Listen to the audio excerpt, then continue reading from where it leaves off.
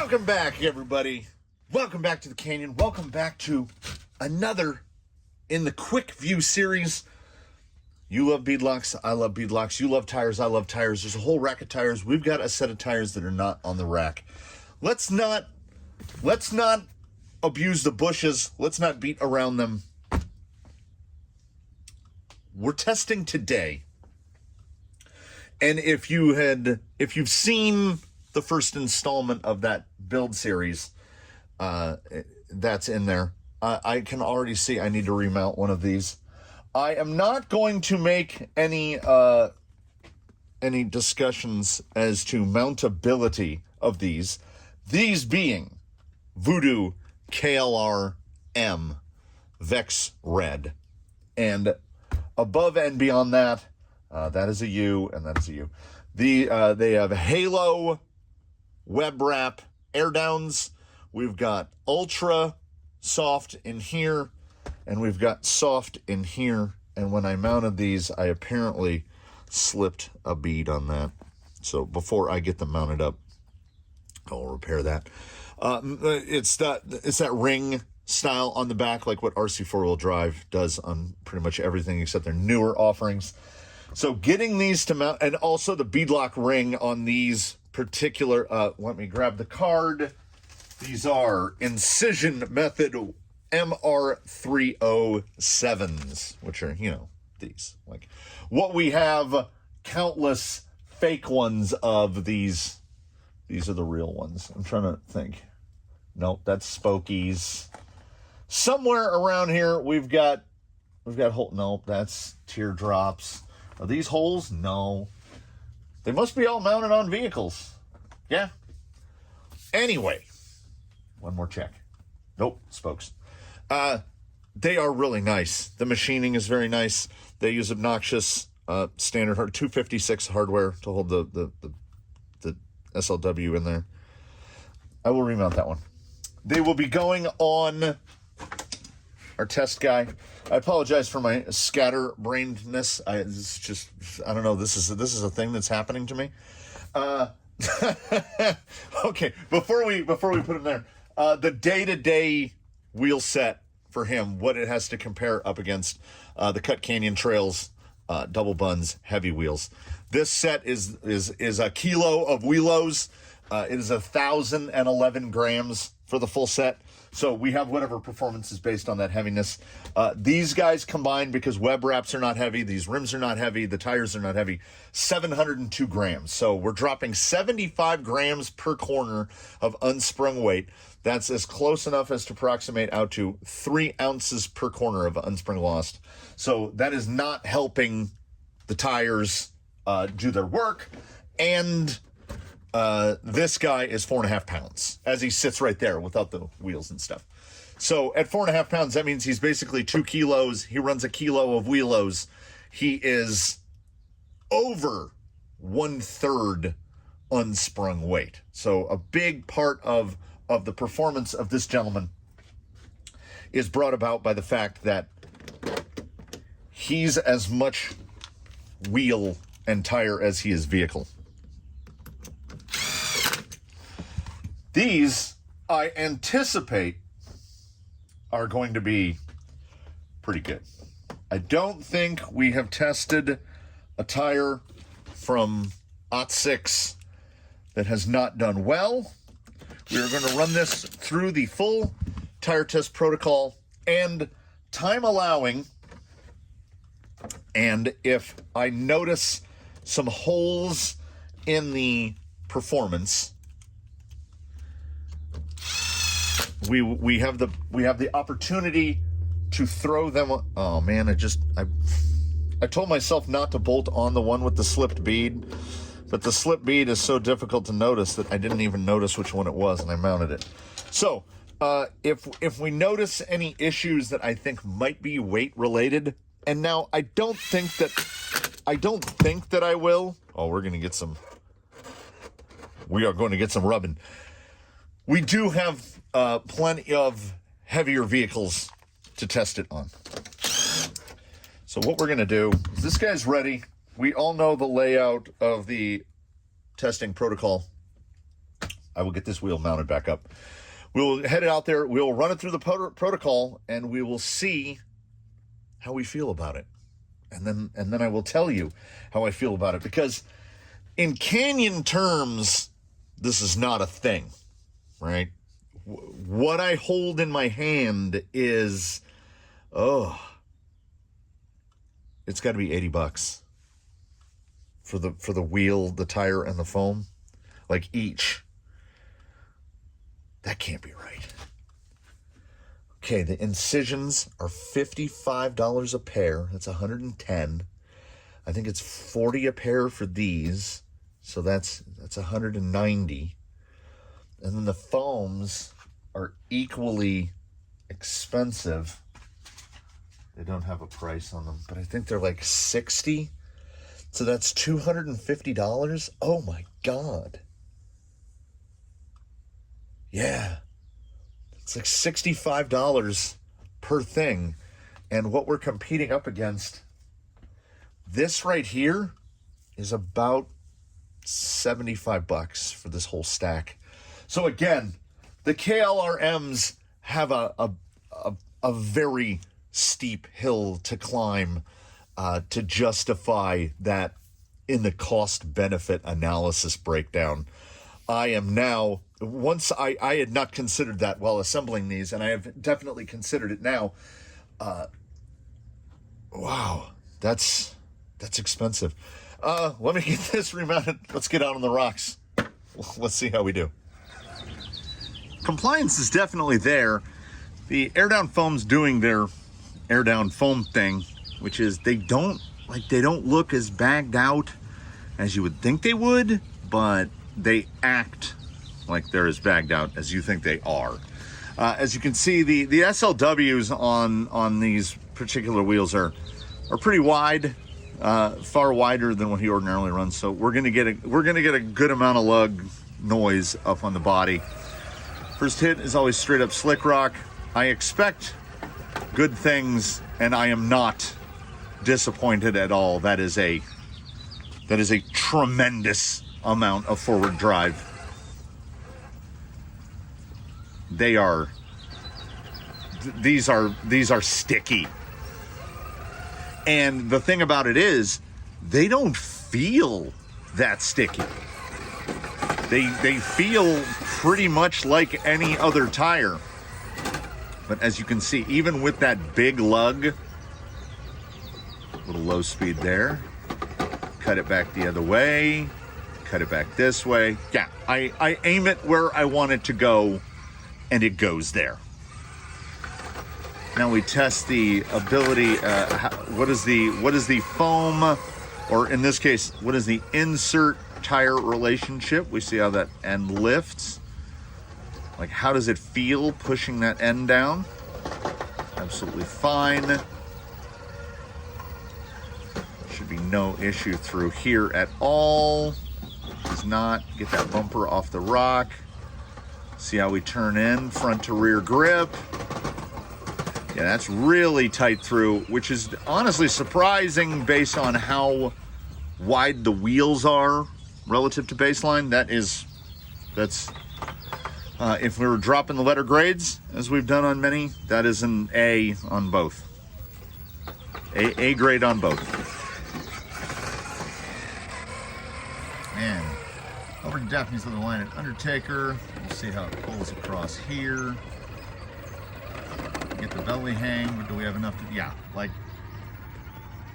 it is an amount of forward drive that is really up there. You can see that high side tire literally trying to pull the rear end up, but the rear is a little mired in.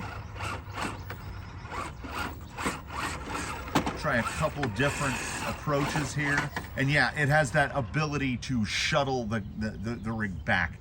So it tried to push out across wide left, tires just pull it right back. And yeah, like a lot, there's a lot of grip here.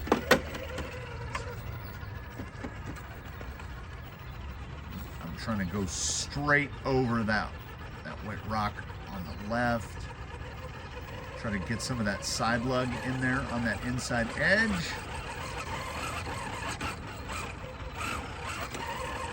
Just trying to find the line of grip. And I have the ability to maneuver it back and forth as much as I want yet. It's just finding the line. But it will tackle most anything. And as I said, a lot of compliance in the tire. Those air down foams, they really do work. The double bun is largely inspired by the Webwrap Airdown. It's kind of a extremely low cost version of it.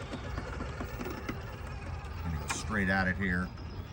Try to pull the tire inside of that rock right there.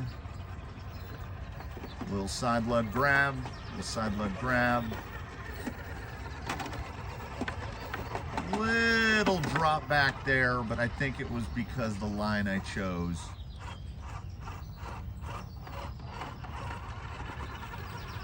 Little giveaway there, yeah.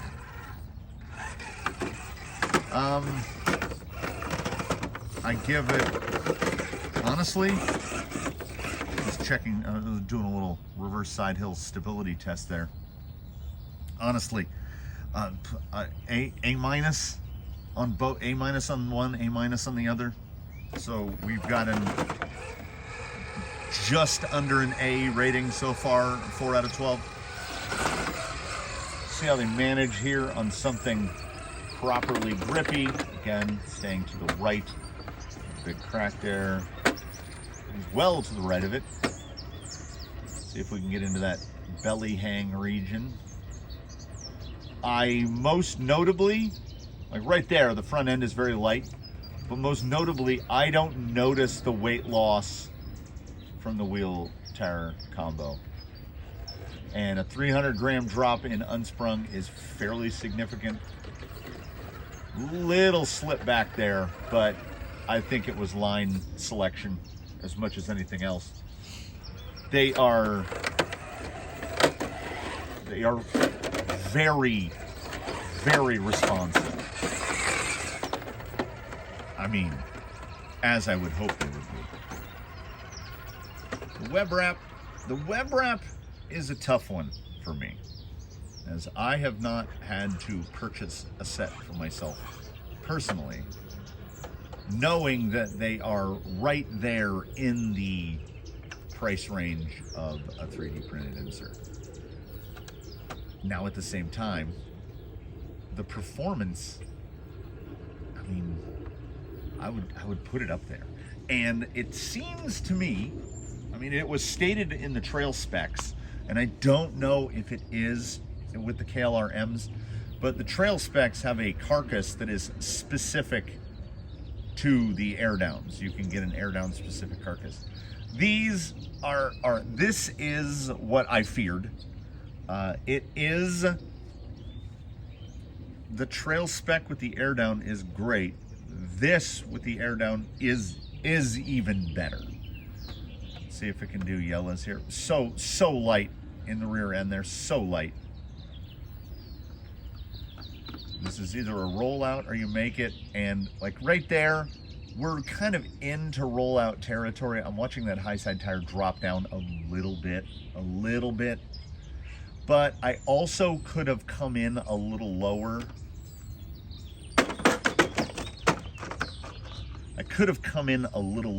So you know what? We're gonna give him a little halvesy on this one to see if that was me or if that was the tire.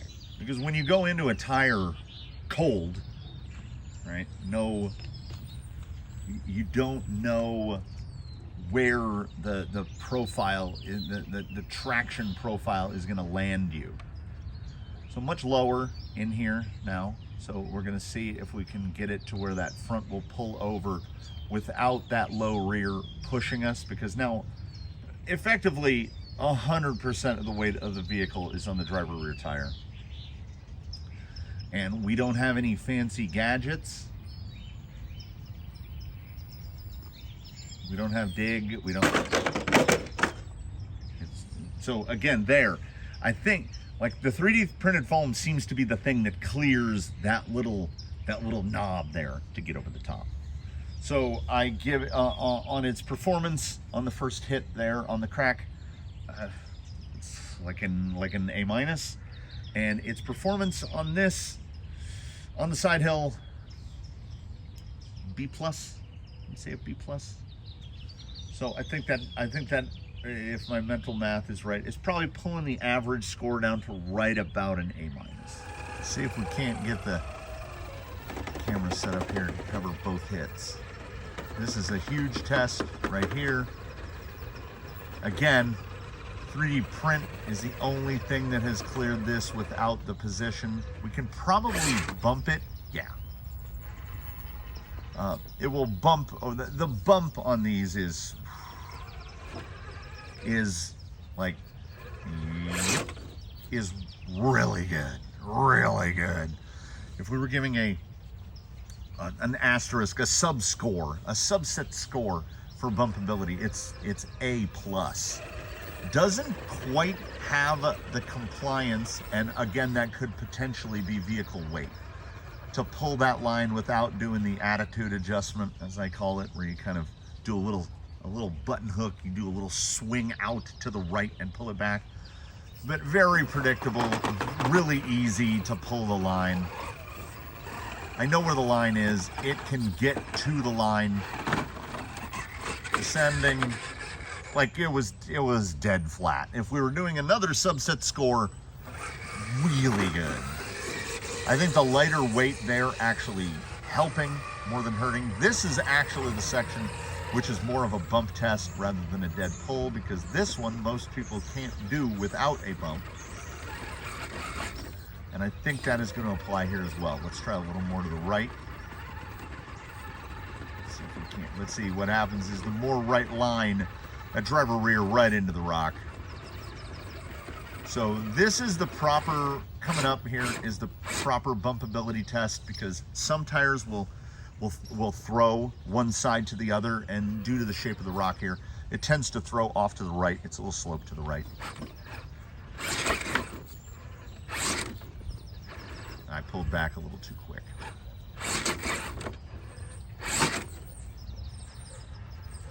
No, that was excellent. Again, going in cold, not knowing exactly how much pepper, how heavy the beans, and that descending. I find that the descending is where the air down foam is really noticeable. I think, hot take, I think the air down setup descends a little better than a 3D printed. Oof. Don't come at me. Check the bump up again. Like it's so flat. It's so flat. It has really bumped up that stock SE suspension a notch. We're gonna try this one here, a straight cut. I mean, you can see there's a lot of forward drive. There's like a real lot. And with these big side lugs, just so maneuverable over there. That pull of that line is up there with the very best that we have tested. It's a solid, we got to cast back to the step up, which I would give a solid B. And in bumpability, it's an A. I might go to an A plus. This is a remarkably good bumping tire. Push it across there. This is where we're going to test side lug, and we know the side lug is fairly epic. So I have to use way less steering input and jostling than I would on others. Coming around here, we try to go up over, kind of over the back of the little spire there. Right here, how's that going to drop down? It's going to drop down dead flat. It's like suspension tuning shaped like a tire. Both of the hits here I would put at borderline as good as it can get. We don't give 10s. There's no such thing. I mean, I know I bounce back and forth between numerical scores and letter scores. The letter scores are a little easier for me to remember in my head, and as an American that has to deal with the imperial system and the metric system, I'm kind of used to converting things in my head anyway. That was an A+ performance on both of those, which I think is, we're a high A- at this point. So if you were converting that to a numeric score, like an 89, we're just shy of an A score. As we roll into the sand pit at Sultan's, which is something that has really started to compact down. So what we try to do for the test here is we try to go as slow as absolutely possible, because you can use speed to get through stuff like this. But I think what has happened is this sand, the nature of the origin of the sand, it's got some polymeric mixed in with it. As it has been rained on, it has settled in a bit.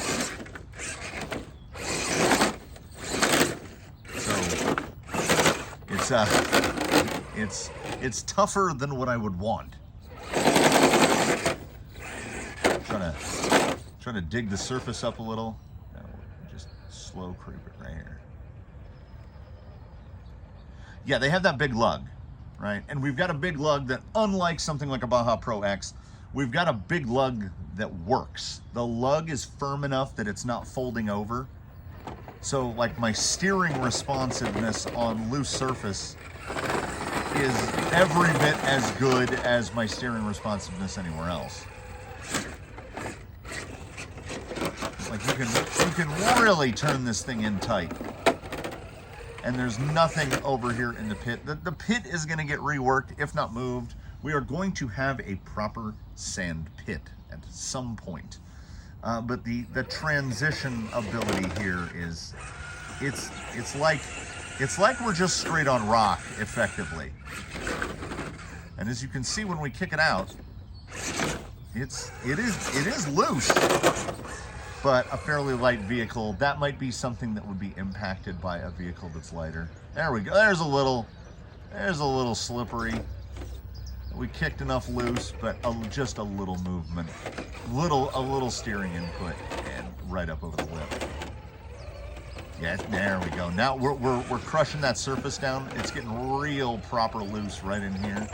Little wheel spin there, but it's what I wanted from a Baja Pro. It's a tire with a lug suited to a loose surface. To my knowledge, the M is mud in the KLR M. So I guess this is a mud tire. But it crawls every bit as well as it does everything else. You can actually see the tread print left behind in the soft sand. Oh, good deformation right there. Little real slow creep. Pull up over. Yeah. Due to the shape and the width and the way the lug wraps over, and no load to them at all, these tires do particularly well, much like the trail specs did. There's a little bit more of that little balloony aspect to the tire. They do really well on soft surfaces. So it is genuinely heartening to see a tire that does this well on soft surfaces like this crawl as well as it does. It crawls remarkably well, and honestly, it does this stuff even better. So we roll in last to the big transition, and this is soft, sifted. It was tamped once. You can see where it rained, and it has it's got like a ring around the bottom of it where all the grass and sticks and stuff got washed out. So obviously, as you can see, no tire tracks, it's untouched. It might have packed in enough that we will just drive off of this based on the performance of these on soft surfaces as well as hard. So we'll see, how are they digging? He's cutting in a little. There's that rear diving in, but as anticipated, honestly, what these tires just did there was make that look so impossibly easy that you would think, oh, well, that, you know, it's a fix. No. The size of the lug, the shape of the tire, you watch those rears. It is soft. Like, if you went and walked on that, your feet would sink in about an inch. And now you can see the rears are just glazed donuts now. They have picked up so much material. Trying to get that belly off.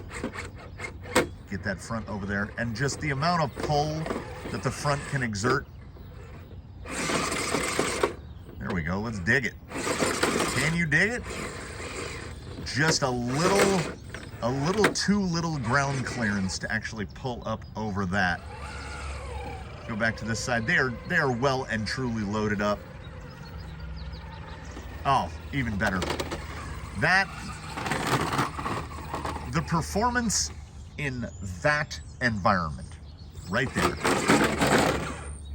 transitioning from soft to hard, like you can see the amount of dirt pulled up, and let's whip it back here a little. Get a look at the fronts. They don't really load. The rears were completely loaded up. That one's still got a decent amount in it, but the tread block clears really well. That's an A++ on that particular type of obstacle. I had to figure out where to sit and do the wrap as the first drops of rain begin to fall. And you can see the rear tires completely cleared out on the drive from over on Teardrop to over here at Anomaly, which is not far. So these tires clear as well as any. Perhaps better than Deepwood's. And then right here, we go straight from soft to hard, still clearing a little bit of dirt out of the tires. Look at the smoothness here. Just trying to find that spot of bite, and there it is. Positionability is very high, maneuverability is very high. These tires are up there, top echelon, right alongside a Rupture, right alongside a Tusk with a squid insert, right alongside a Baja Claw. These tires rest in the top 5, and you know what?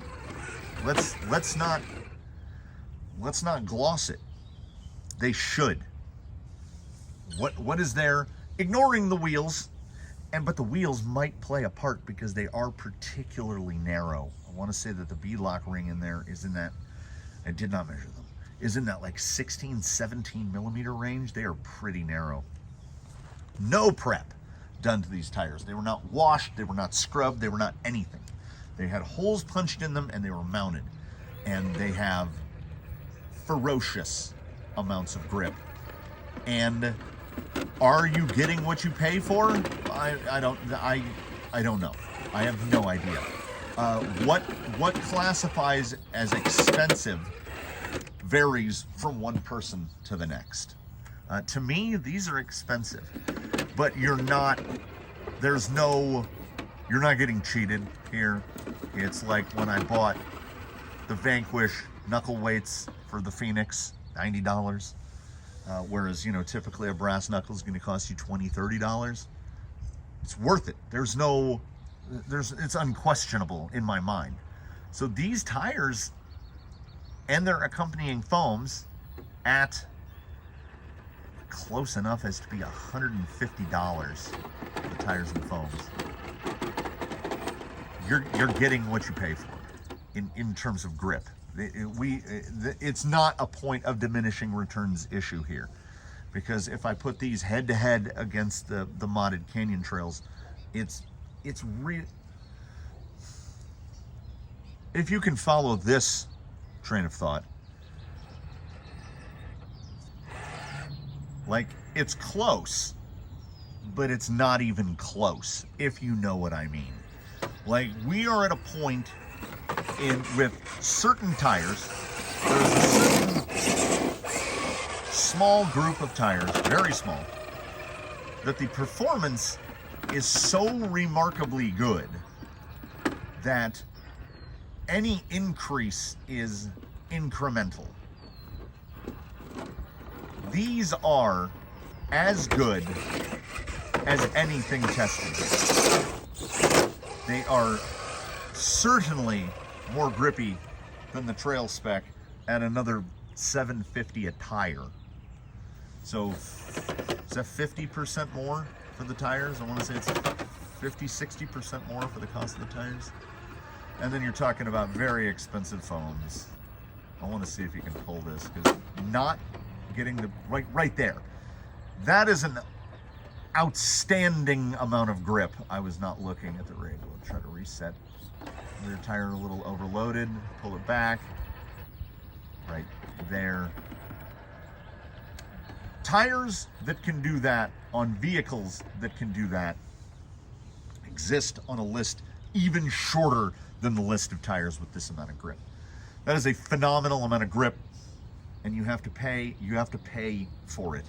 You know, it's what are you willing to pay? If it came down to me between the claw, like say a Baja claw in this, a KLR trail spec in this, these have more grip than both of those. But it is an amount of grip that you're going to have to willing to pay for, and it is a tire that if you're full fendered, I mean, as you've heard, they are going to touch some stuff. Like, sounds like we're raising the drawbridge in reverse.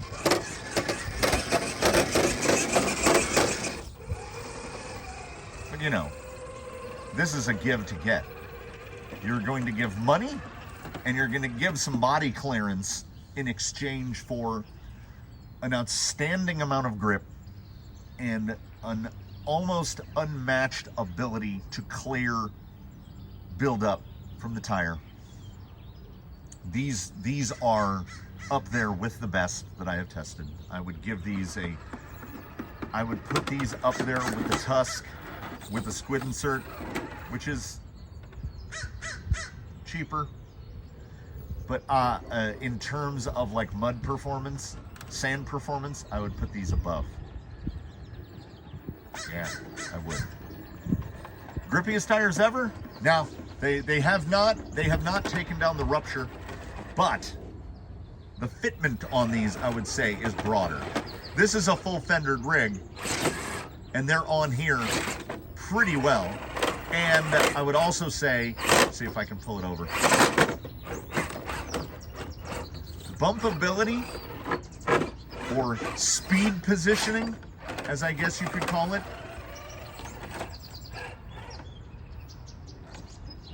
it goes hand in hand with its ability to clear mud, unparalleled. I haven't encountered a tire yet that bumps as predictably and as consistently as this one. This is a solid A with a shadowy plus. This is almost an A plus tire. What stops it from being A plus tire, you ask? It's $80 worth of tires and $60 worth of foams. It's $140 on there, plus the wheels. That is impressively expensive. What is mounted to that Enduro SE costs over half as much as that Enduro SE. So this is, you've got to decide. I'm not telling anybody to go out and buy these. You have to decide. These tires are wildly predictable. They bump like no other. They clear mud. They transition between surfaces. The side hilling is almost there. Almost 3D print level. Very close, but not quite. They're really, really good. And it's a shame they don't get to stay. These are visitors that leave with the Rock Pirates Phoenix. And I will shed a single tear. A single tear will run down my cheek as I watch them go, because, man, they're really good. They're really good. And I think on a heavier rig, which somebody is going to mention, test them on a heavier rig. And you know what? We will, because getting a Phoenix under 7 pounds is nigh impossible. So they are going to go on a heavier rig, the rig that they are destined for. And if they've been this good on here, as impossible as it might be to imagine, I think they will only be better on the Phoenix. So thank you all, one and all, for watching. Please do comment below. Just be warned, if you comment about running them on a heavier rig, that's already going to happen. That is predestined. Leave a like if you liked it, subscribe if you haven't, do consider channel membership. I thank you again for joining us for this. We love testing tires. Now that I've got a laid out Canyon tire test protocol, the CTTP, it is a good time. Like this is honestly, this feels like fake science to me, and baby, I love fake science. I love Mythbusters, I love fake science. So please do tune in for whatever comes next, and in between now and when we meet again, one and all, do your very best, have a good one, and we will get out of this rain, which is falling gently. We will go back to doing what we do. We'll see you next time, everybody.